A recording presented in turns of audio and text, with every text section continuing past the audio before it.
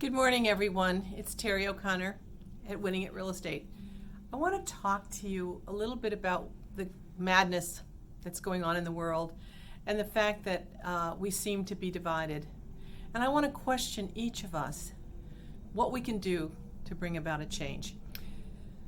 So I've been alive for quite a few years. I have been through many difficult and different things as I was a post-World War II child, baby, but I lived through the Korean War when my dad was deployed. I lived through the Vietnam War when my friends were beginning to have their older brothers and parents, headed off to war. I had a most extraordinary experience my senior year of high school when I heard Martin Luther King speak at the University of Hawaii, and where he talked about his dreams for the future. It was a life-changing experience for me as a 17-year-old to listen to him.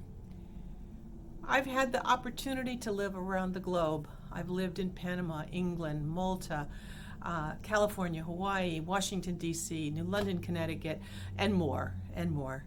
I've had an opportunity to know people from around the world, whether they came from Israel or London or Turkey or North Africa. I've had the privilege of knowing people from the West Coast and the East Coast.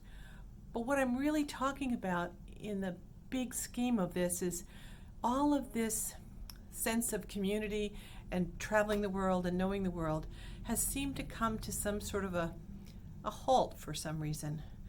At this point in time in America, when we all pulled together so beautifully and so strongly after the tragedy of 9/11. I live right across the Hudson River, and I had two of my family members down at the World Trade Center. Fortunately, they are both safe. My son-in-law had to walk for hours and finally walk across the Brooklyn Bridge to get home to his family while we worried about him.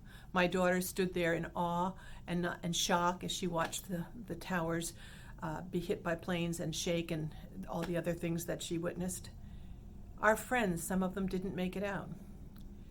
Then you move on and you see the world sort of beginning to maybe not be quite as close after that.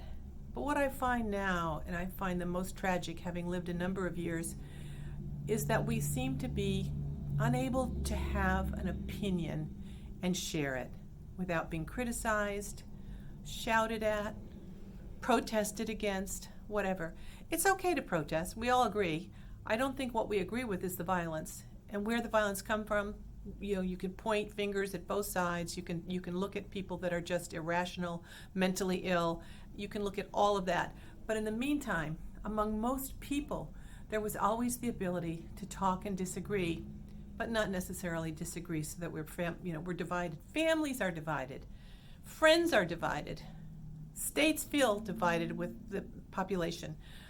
The country is divided. Our politics are divided. Look what's going on in Washington. It's embarrassing to be the greatest country in the world and one that has led democracy and freedom for all, to see us bicker and fight and not be able to do the right things for the people that we need to do them for. So I'm not telling you what to do, who to vote for, but I'm telling you to be open-minded. I'm telling you to listen to people. I'm asking all of us, including me, to be kinder, to be more thoughtful. At some point, we need to be able to be that people we were. When the French president said on 9/11, "Today, to the French people, we are all American," to me it spoke so loudly about what really happened in the whole wide world when some tremendous tragedy happens. We all want to be one. We want to think about the things that truly make a difference.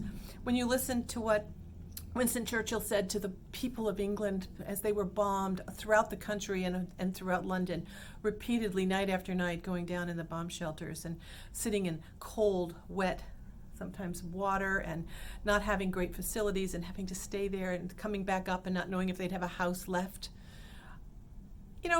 The world has had some terrible things happen to it, and now we're dealing with the coronavirus. All of these things are huge challenges, but we get through them by being strong people and being kind people and being thoughtful of others and doing the things that matter most.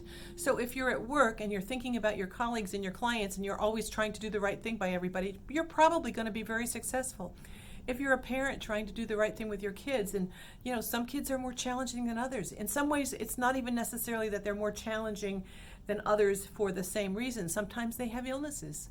Sometimes they have handicaps. Sometimes they struggle with a particular subject in school or making friends. There's so many different things that cause us all to feel that we might want to pull in and withdraw and blame other people. You can't play the blame game in the world today. You need to look and search for the truth, and you need to be able to discuss things and share and collaborate. And we need to get to a place again where we're one. Anyway, it's Terrie O'Connor.